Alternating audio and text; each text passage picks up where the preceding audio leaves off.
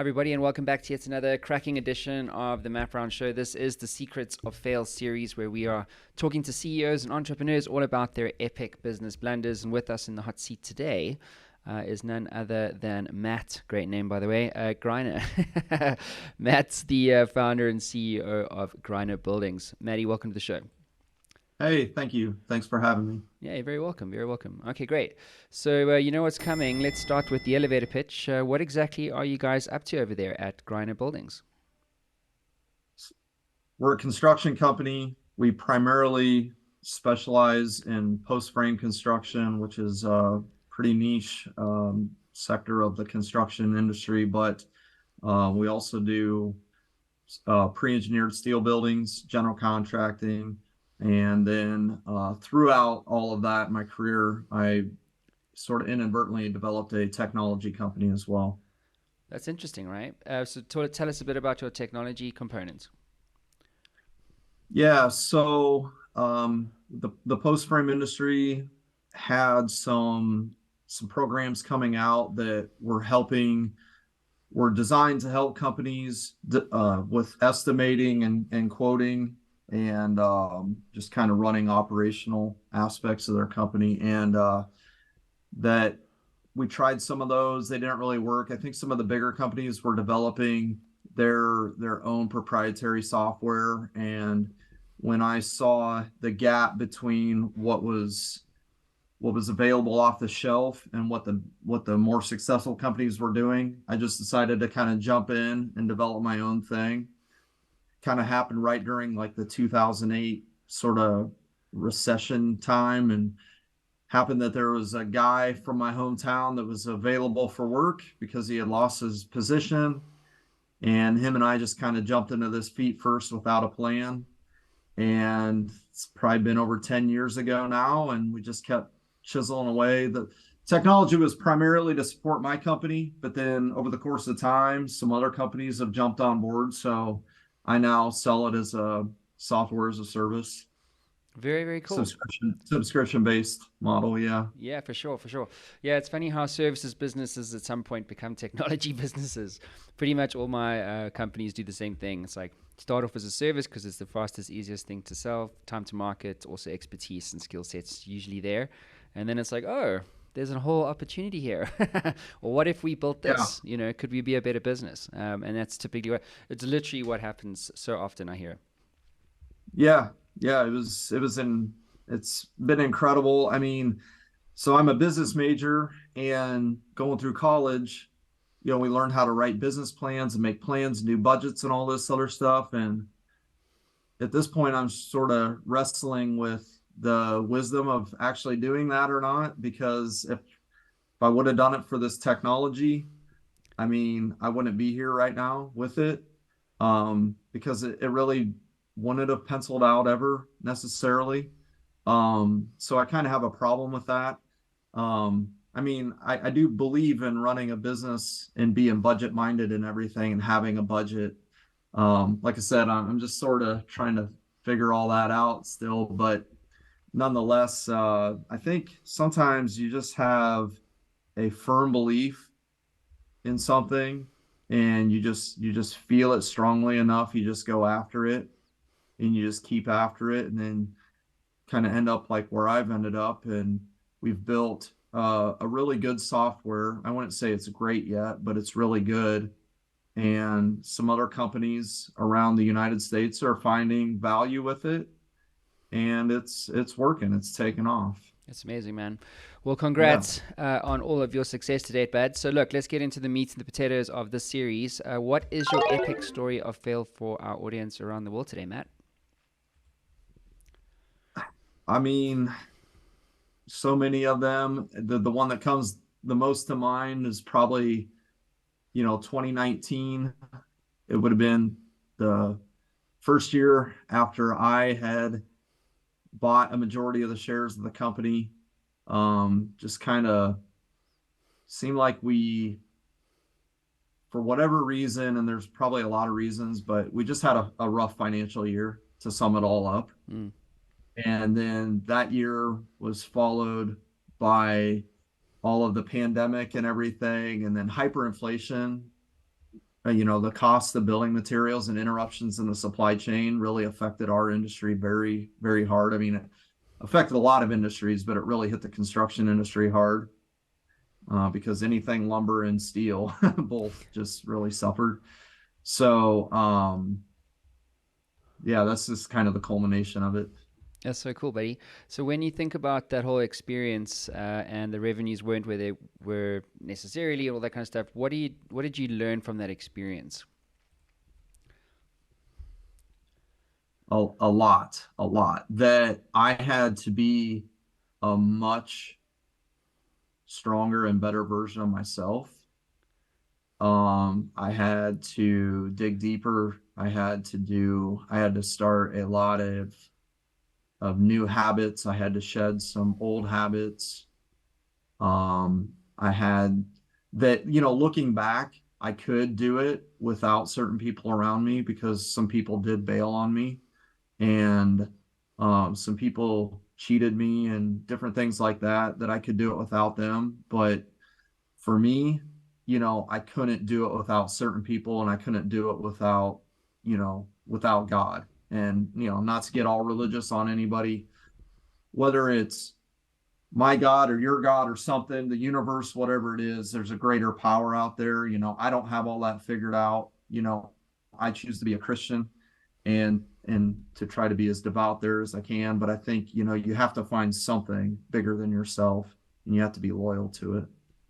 I mean, I learned so much more, but that would be it in a nutshell. Comes to Yeah. the top of my head. Yeah, yeah, for sure, man.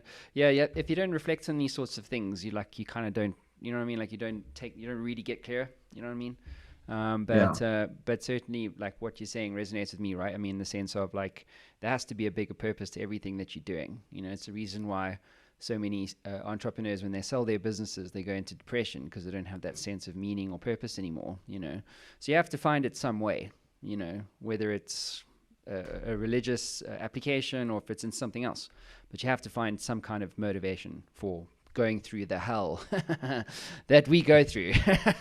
Yeah. you know. Right. So Yes. yeah, go ahead. Well, I mean, it all happened to be kind of right as my oldest daughter was growing up, and then, my wife and I were just trying to getting really into the kind of the thick of our marriage, I guess you could say, and kind of keep getting things propelled along there. And then we ended up having a second daughter during that time. And so I found a lot of purpose there as well. Mm-hmm. Yeah, man, exactly. So look, Matt, if you could get into the Matt Brown Show time machine and do something differently, like what would you do differently and why? Well, I would go clear back to youth, and I would make wiser decisions. I think, I had divorced parents that were very different from each other. So I think, there were pros and cons on kind of both sides of that. And maybe I was taking, seems like maybe as a youth, like you take the easier one that tends to be the more negative one so often, because you're not really thinking big picture. You're not thinking how things can really affect you down the road. But I mean, I think, and I want to try to teach my kids this too, that like you pay for those things for a very, very long time. I don't know at what age your decisions start to impact your future. I tend to think it's probably very early, maybe 10-ish or so, 11, 12. Definitely by the time you hit in teenage years, you know. Um, I mean, I probably, wasn't much older than 14 or 15, and definitely decisions back then were already starting to impact my future. So Mm.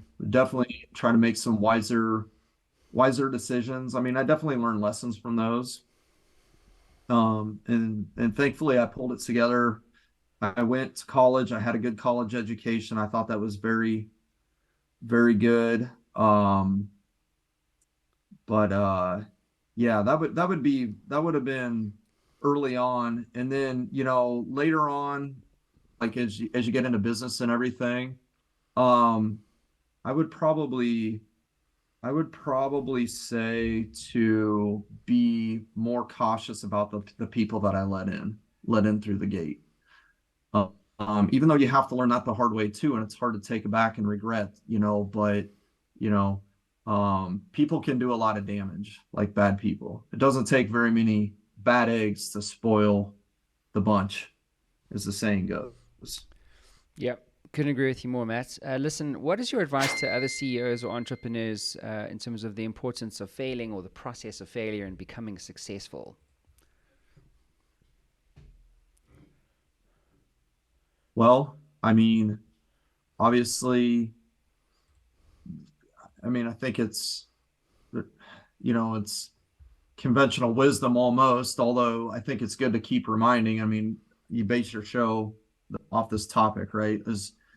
Is fail forward, learn from it, don't let it drag you down. Try to avoid the negative emotions of it because they really don't do anything.